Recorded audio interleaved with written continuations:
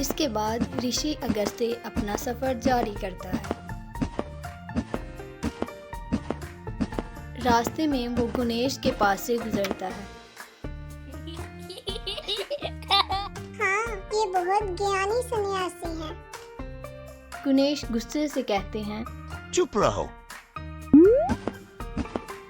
इसके बाद ऋषि अगस्त्य शिव भोलेनाथ के पास जाते हैं और उन्हें एक घड़ा पेश करते हैं, जिसमें शिवजी जादू की मदद से जल भर देते हैं।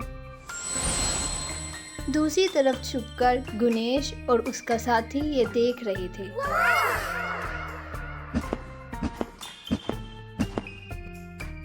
अब ये साधु पानी लेकर जनूबी हिंद जाएगा, क्यों ना हम भी चले? मैंने कभी जनूबी हद की सरजमीन नहीं देखी। उससे पूछो, क्या वो हमें साथ ले जाएगा? अरे अगर हम उससे पूछेंगे तो वो हमें कभी भी साथ नहीं ले जाएगा।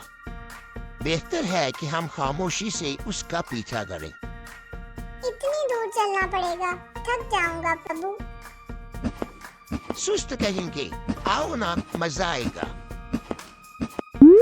इसके बाद वो दोनों ऋषि अगस्त्य के पीछे चलते हैं।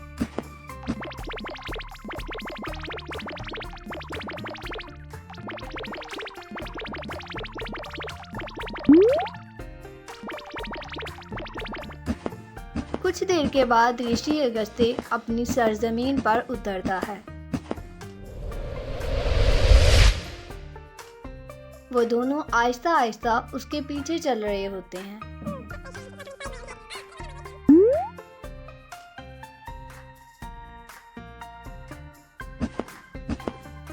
जिसके बाद ऋषि अगस्त्य वो पानी का बर्तन रखकर एक करीबी पत्थर पर आराम करने के लिए बैठ जाते हैं।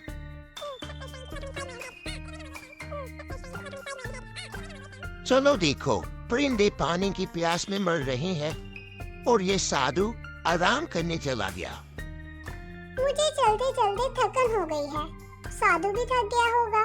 अगर वो सो गया तो काफी वक्त जाया हो जाएगा। हाँ, मगर हम कर भी क्या सकते हैं? एक तरकीब है मेरे पास, तुम यहाँ बैठो और तमाशा देखो।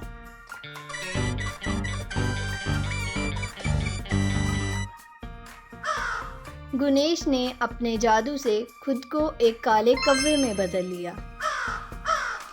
ए प्रभु, चुप हो जाओ।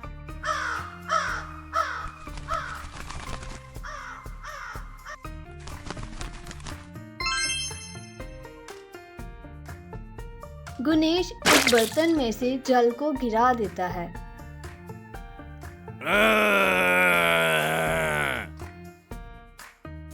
ये देखकर ऋषि अगस्त्य को बहुत गुस्सा आता है।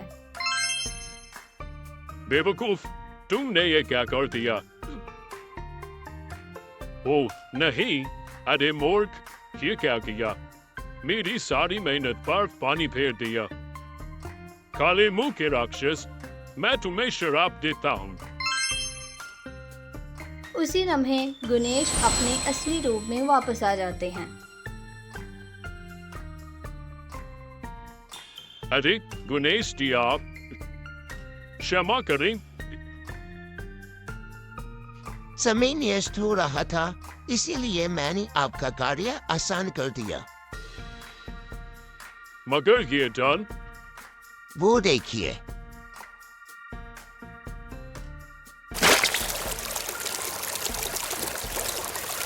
उसी लम्हे उस वीरान पहाड़ों में से जल की नदियां बहने लगती हैं,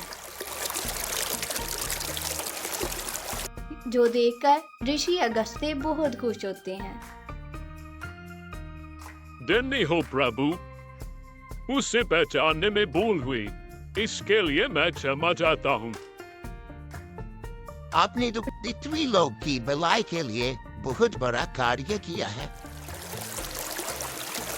युगों युगों तक ये नदी इसी तरह बहती रहेगी और इसका जल प्राणियों को जीवन दान देगा।